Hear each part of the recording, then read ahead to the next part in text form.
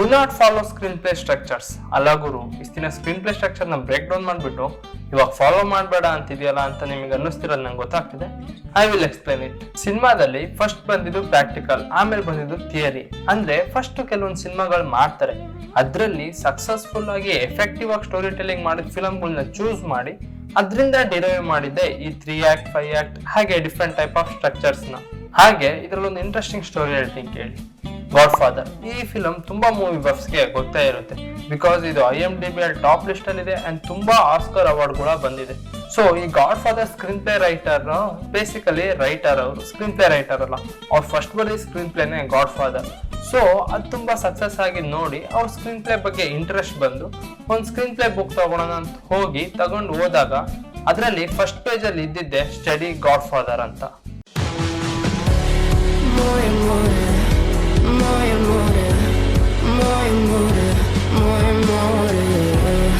So ಇದರಿಂದ ನಾನು ಹೇಳಕ್ ಬರ್ತಿರೋದೇನಂದ್ರೆ ನಿಮ್ ಮನ್ಸಿಂದ ಏನ್ ಬರುತ್ತೆ, ನಿಮಗೇನ್ ಅನ್ಸುತ್ತೆ ಅದನ್ನ ಸಿನಿಮಾ ಮಾಡಿ.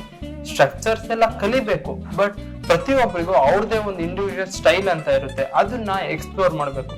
ಇದೇ ತರ ಸ್ಟ್ರಕ್ಚರ್ ಫಾಲೋ ಮಾಡ್ಬೇಕು ಅಂತಿದ್ರೆ ನಮಗೆ ಸೂರಿ ಸರ್ ಆಗ್ಲಿ ಯೋಗರಾಜ್ ಭಟ್ ಆಗ್ಲಿ ಈ ತರ ಫಿಲ್ಮ್ ಮೇಕರ್ ಸಿಗ್ತಾ ಇರ್ಲಿಲ್ಲ.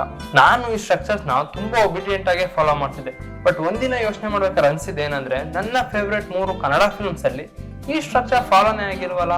ಪರಮಾತ್ಮ, ಲೂಸಿಯಾ, ಉಳಿದವರು ಕಂಡಂತೆ ಈ 3 ಫಿಲಮ್ ಅಲ್ಲೂ ಆಂಟಾಗನಿಸ್ಟ್ ಇಲ್ಲ. ಪರಮಾತ್ಮ ಬಂದ್ಬಿಟ್ಟು ಒಂದು ಸ್ಲೈಸ್ ಆಫ್ ಲೈಫ್ ಫಿಲ್ಮ್, ಉಳಿದವರು ಕಂಡಂತೆ ರೋಷಮೋನ್ ಎಫೆಕ್ಟ್ ಅಲ್ಲಿ ಮಾಡಿರೋದಾದ್ರೂ ಅದ್ರಲ್ಲಿ ವಿಲನ್ ಇಡ್ಬೋದಿತ್ತು, ಬಟ್ ಇಟ್ಟಿಲ್ಲ.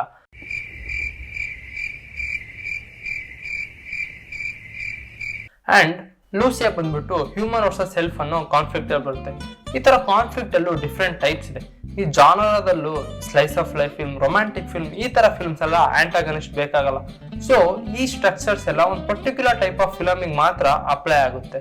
ಸೊ ನಾನು ಹೇಳೋದೇನಂದ್ರೆ ನಿಮ್ ಮನ್ಸಿಂದ ಯಾವ ಕತೆ ಬರುತ್ತೆ, ನಿಮ್ ಮನ್ಸಿಂದ ಯಾವ ಸ್ಟ್ರಕ್ಚರ್ ಬರುತ್ತೆ ಅದನ್ನ ಫಾಲೋ ಮಾಡಿ. I started this video series with the interview of Rakshit Shetty and I would like to end this video with this interview. Stay conscious about it. For me, see, ಪ್ರತಿಯೊಂದು ಸಿನಿಮಾದಲ್ಲೂ ನನಗೆ ಬೇರೆ ಬೇರೆ ಥರ ಎಕ್ಸ್ಪೀರಿಯನ್ಸ್ ಆಗಿರೋದು. ನನಗೆ ಒಂದೇ ಎಕ್ಸ್ಪೀರಿಯನ್ಸ್ ಉಟ್ಕೊಂಡು ನಾನು ಯಾವತ್ತೂ ಬರ್ದಿಲ್ಲ.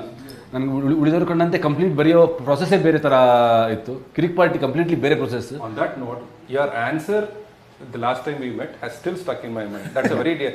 ಉಳಿದವರು ಕಂಡಂತೆ came out of my innocence.